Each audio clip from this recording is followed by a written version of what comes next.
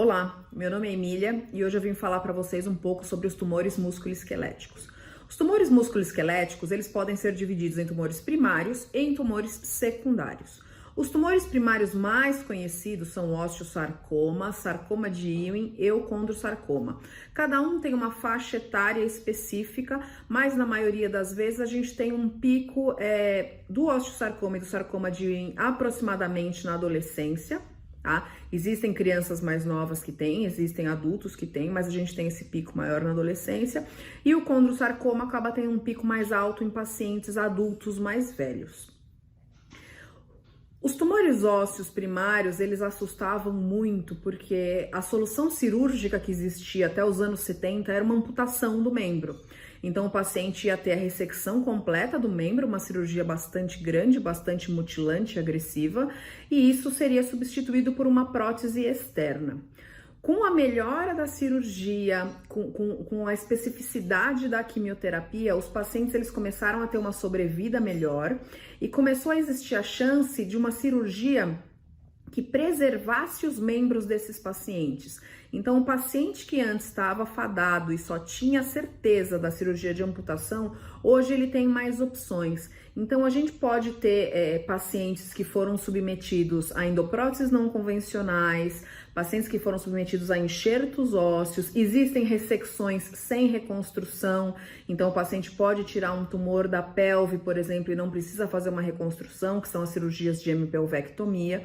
Tá?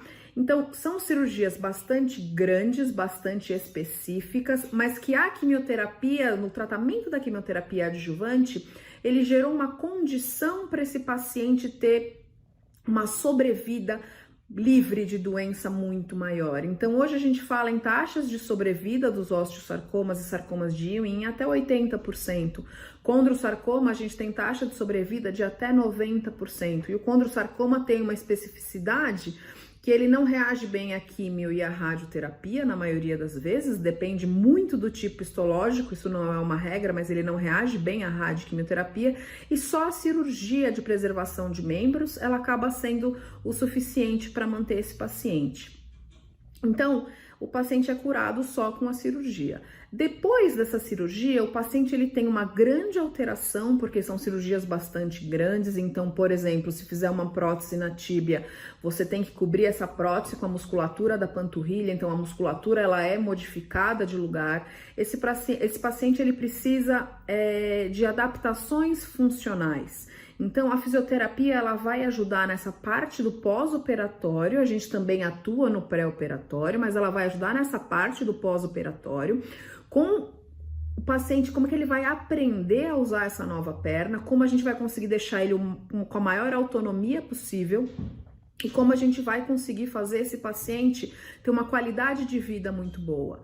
Como a gente tem a quimioterapia hoje, que aumentou muito a sobrevida desses pacientes, a gente não se contenta com um paciente, o paciente tá bom, ele tem uma forcinha, ele tá andando, ele tem uma força até que razoável, ele não consegue subir escada trocando os passos, mas ele consegue subir escada sempre com a mesma perna na frente. Hoje a gente não se contenta mais com isso. Então hoje a gente quer o quê? Que o paciente tenha uma função muito próxima do normal. Tá? As endopróteses não convencionais, elas não permitem prática de atividades físicas, mas nós temos pacientes com demandas que às vezes chegam a demandas praticamente normais. Então, o paciente, depois do tratamento, depois da reabilitação, ele fica normal.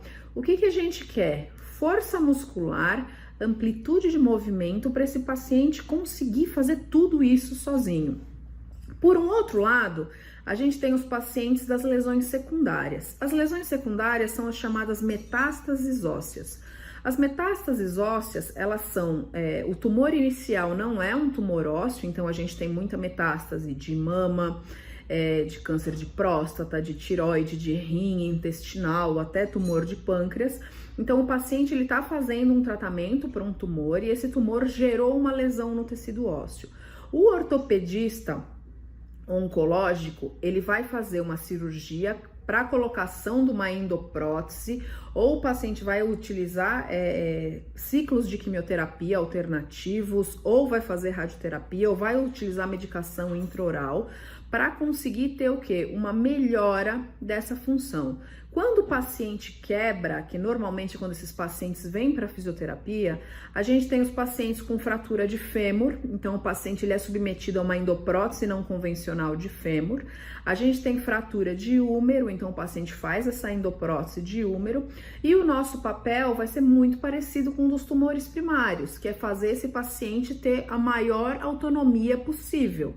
Então, o nosso objetivo, a nossa meta é deixar esse paciente 100% independente.